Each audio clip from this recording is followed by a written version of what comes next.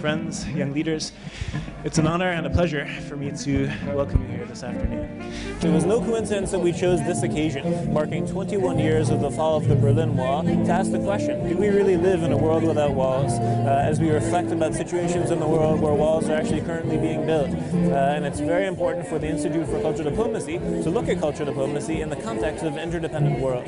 And I think that the nature of the discussion is thoughtful, really thinking through how the world comes together, how do we deal with globalization in a positive way, create a better world.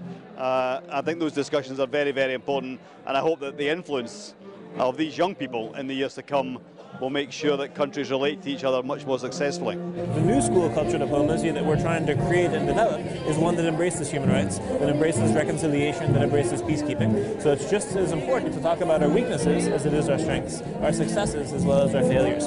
In doing so, we feel we can really create genuine understanding and trust. A cultural exchange of any sort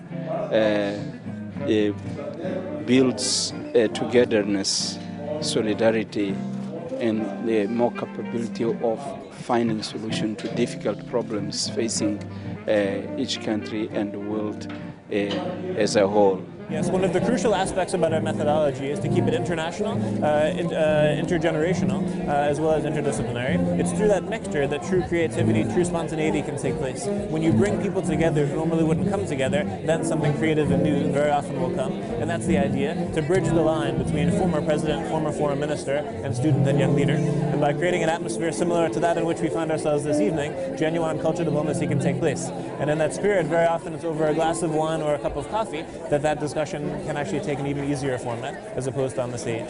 We're all trying to cope with a clash of cultures, which is an everyday thing, and you need a dialogue between different cultures if you're going to create a cosmopolitan world. So this conference is a kind of microcosm, really, of how you create a cosmopolitan world society in the global age. Because are putting together people from governments, for states, from universities, academia, and politicians, social workers. And I think that is important because they are putting together many different interests with one aim, and that aim is peace. So our hope is that we will continue to grow. We really believe in the power of partnership. It's through partnerships with other organizations, with other universities and governments that we can actually hopefully have a sustainable impact.